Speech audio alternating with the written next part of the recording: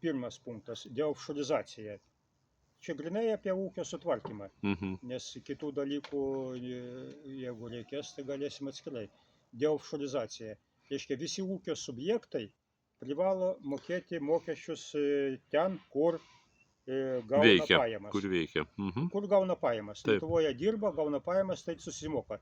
Nes dabar tokių gudrolių atsirado, visi didieji, reiškia, ūkio subjektai, jie išėjo į užsienį. Kapitalas juda, tarkim.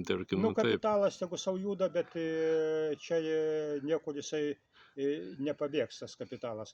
Pavyzdžiui, Haneris Avulio registravosi Estijoje, ten simboliškai moka kelis procentus už registraciją, ūkinės veiklos nevykdo, visą ūkinę vykdo Lietuvoje, bet čia vaidina užsienio investuotoje. Pagal dvigubo neapmokestinimo įstatymą jisai čia Lietuvoje mokesčių nemoka. Tai vienas dalykas. Antras dalykas, jau pats gilėsi per televiziją, kad daugiau kaip pusė darbininkų pigi darbo jėga. Uzbekai, tadžikai ir kitokie. Jiems irgi atlyginimą nemoka. Tai pinigai, turtas. Vat kaip man patiko Izraelio vienos spec tarnybos buvęs vadas Jakovas Kedmi. Jis pasakė, privatininkų tikslas yra pinigai. Pinigai ir daugiau nieko.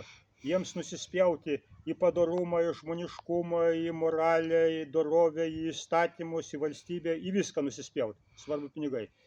Tai jeigu valstybė jų nesutramdo ir neįveda tvarkos, tai tada tokia vyriausybė tampa kaip mazgotė, šlepetė jų rankose, patarnauja jiems. O reikia sutvarkyti, kad jie negalėtų savavaliauti, o dirbtų visuomeniai naudingą darbą. Nereikia jų. Žodžiu, ta prasme, ta oligarchų valdžia, jūs manot, kad tai yra bėda. Jie, kaip sakant, viską tik savo ir mes matome. Jie lobsta jau milijardieriai, o visi kiti skursta jau ir daug kas neturi iš ko valgyti. Tai deofšorizacijos tikslas yra mokesčių naštos perkelimas nuo samdomų darbininkų, darbuotojų, nes dabar visą mokesčių naštą valstybės išlaikymą, tai uždėtas išlaikymas ant samdomų darbininkų pečių. Tai čia mokesčių politika, tai apie ją dabar kalbėsiu. Tai antras punktas – valstybinio komercinio banko įsteigimas. Jie yra visur, ir Vokietijoje yra, ir pas tos vakariečius yra tokie dalykai. Jis reikalingas dėl kelių dalykų. Vienas, dabar Švedbankiai už valstybės pinigų valdymą, kaip jie vadina aptarnavimą, tai reiškia vyriausybės, ministerijų, visokių ten žinybų, savivaldybių ir taip toliau, visų valstybinių įstaigų. Jiegi ima mokestį. Ir tas mokestis kažkur per metus apie 400–500 milijonų eurų. Už tai ir laiko pinigus, jais naudojasi. Taip, už tai, kad mes laikome pas jos pinigus. Įsivaizduojate, kiek surenka ir išsiveža. Ir nieko daryti nereikia. O dabar skaičiuokite tos 500 milijonų. Kiek keliai tragiški Lietuvoje. Kiek žvyrkelių galima išasfaltuoti? 1000 kilometrų. Po 30 metų jie valdo, tai per tą laiką, jeigu nebūtų vien tik tai vieną šitą skylutę uždarai, valstybės pinigai valstybiniam banke. Skylutę uždarai vieną šitą nutekėjimo. Viskas, visi keliai sutvarkyti Lietuvoje. Ir daug kitų dalykų. Todėl šitas reikalingas dėl šito punkto. Antras dalykas, kam jis reikalingas. Labai trūksta pinigų verslui, reiškia, Švedbankiai neskolina. Tie užsieniečiai bankai neskolina.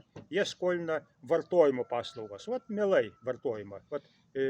Reik pasiskolink ir pirk mašiną, pirk tą, aną ir taip toliau skolina. Gamybai ne. Pasakysiu, kodėl gamybai, paskui vėliau. Tai šito banko įsteigimas būtinas. Paskui dar apie jį grįšiu. Trečias punktas – mokesčių mažinimas. Mokesčių mažinimas tų visų, reiškia, mokesčių, kurie samdomų darbuotojų jiems. Nuo darbo.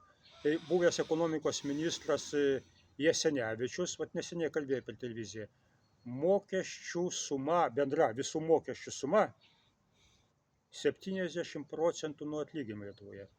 Tai sviets nematė. Taigi čia gryniausias įplėšimas. Čia Europos standartas, ten 80 skandinaviškas standartas. Europoje 45%, vakarų O dalis. Skandinavija ten 80. Taip, šitoje JAV yra 35. Visi keikia, reiškia, feodalizmą, baudžiavą. Bet tada nuo ūkio, nuo valako, vienas žmogus 2 dienas per savaitę turėjo atidirbti dvare, nemokamai. Per mėnesį. Per savaitę. Per savaitę. Savaitėje buvo dirbamos 6 dienos. Mokesčiai natūra. Va taip yra mokesčiai natūra. Turi atidirbti, o ne pinigais mokėti. Tai reiškia trečdalis, 33%. Bet, reiškia, ūkyje ant valako mažiausiai 2 darbingi žmonės. Tai vyras ir moteris. Taip. 2. Ir eidavo arba vyras, arba moteris, nes buvo ir moteriškų darbų. Linų rauti ten, reiškia, ten ir daržai, ir šienas, ir taip toliau, visokie darbai.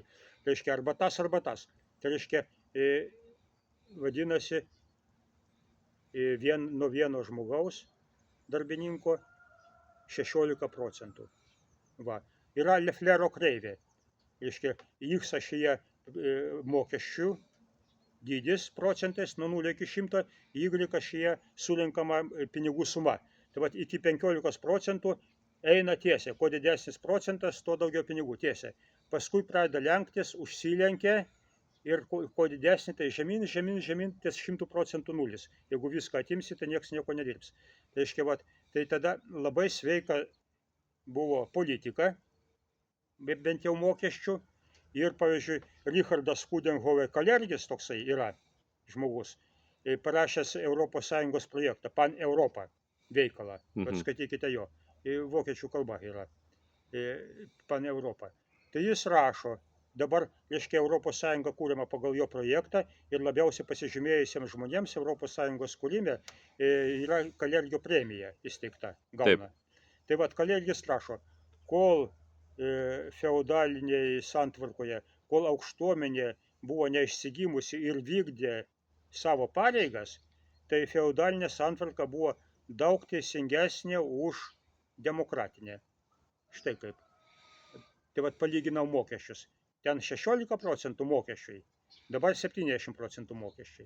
Tai va. Išlaidos didelės labai valstybės, tarkim, tai nes labai. Tai toliau. Tai čia apie Leflerą pasakiau viską. O Nausėda, pavyzdžiui, per prezidento rinkimų diskusiją su Šimonytė pasakė, jūs vykdote prociklinę politiką. Šimonytė atrėžė, mes neūkininkaujame. O žinot, ką reiškia prociklinė politika? Nežinau. Ne. Tai vat, bankai vykdo pinigų emisiją ir nustatinėja palūkanų procentus. Tai didina, tai paskui mažina. Tai padidina procentus ir daug atsiranda jau tų, reiškia, skolininkų nemokių. Prasideda bankrotai. Jau jie nebegali sumokėti. Nu, tada atima iš jų viską. Tada iš viską atima. Ir gamyklas atima, ir namus, ir viskas, ir padaro krizę. Taip. Paskui, jau reiškia, reikia gaivinti. Mažina. Ir vėl skolina pigiai. 2080. Netgi neigiamas palūkanas buvo, atsimenat? Taip. Nu, mažina. Ir viskas, ūkis atsigauna, visi atsigauna. Tai va, tai yra čia prociklinė politika, ciklai. Reiškia, bankas moksliškai ten viskas eina. Paaiškina, kodėl tai bijo, kad čia natūraliai viskas vyksta. Atseit natūraliai. Jie sukelia krizę ir krizė tai yra, kaip sakant, turto atėmimo kompanija. Mechanizmas. Ir jie taip maždaug kas 10 panašiai metų, plius minus šiek tiek. Atiminėja. Krizė. Cikliškai viskas vyksta.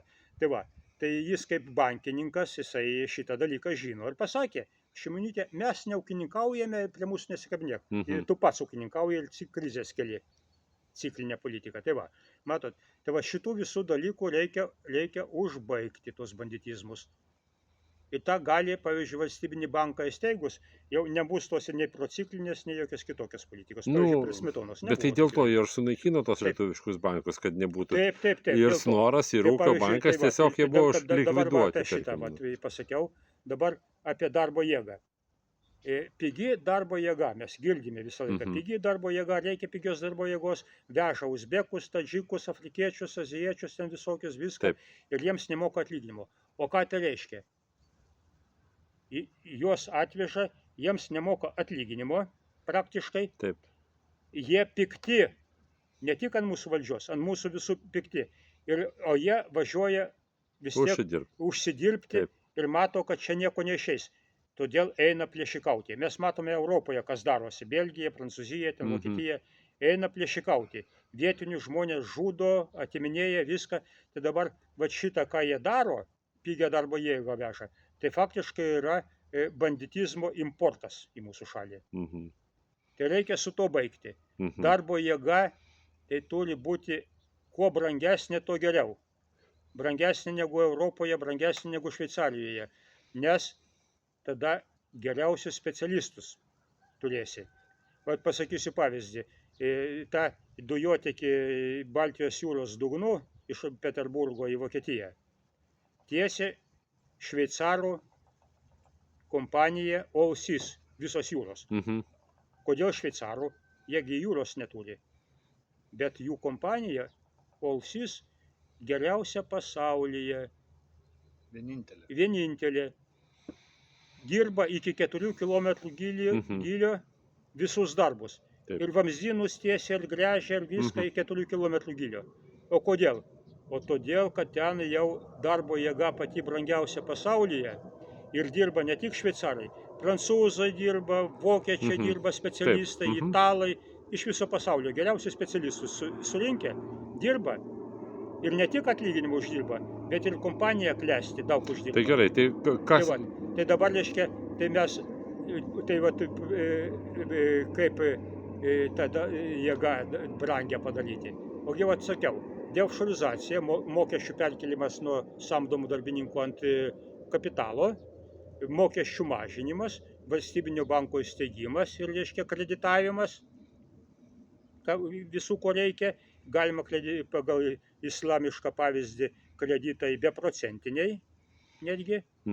Tai čia, vat, jeigu bus įdomu, pasakysiu, kaip islamiški bankai veikia, bet dabar apie tai nekalbėsiu. Tai reiškia, ir kai atlyginimai Lietuvoje bus geri arba geresni negu vakarų, sugrįž emigrantai. O emigrantus sugrąžinti vien privatininkai nepajėgs, bet vat, 5 punktas – valstybinės įmonės. Taip ir vadinasi. Vakaruose JAV, Britanija, Prancūzija, ypatingai Britanija, Prancūzija po Antro pasaulinio karo savo sugriautą ūkį atkūrinėjo būtent valstybinės įmonės. Kūrė valstybinės įmonės didelės ir taip ir įdarbino žmonės ir atkūrė ūkį ir gerovę sukūrė. O paskui jau Margaret Thatcher laikais, tai čia buvo 8 dešimtmetis, apie 1980 metus. Vat aš gerai prisimenu ir jūs pagal amžių turėtumėte viską prisiminti. Margaret Thatcher laikais prasidėjo didžioji privatizacija vakaruose. Reiškia, tas valstybinės įmonės, puikiai veikiančias ir, reiškia, naujausios technologijas naudojančios ir gaminančios geriausius, reiškia, daiktus, viską privatizavo, tai, reiškia, išdalino saviškiams tai pusvelčiui. Nu, tokia privatizacija. Va. Tai, reiškia, nereikia nieko išradinėti, yra viskas pasaulyje išrasta. Yra puikių pavyzdžių ir kaip reikia daryti, atgaivinti ūkį ir susigrąžinti žmonės, jaunimą.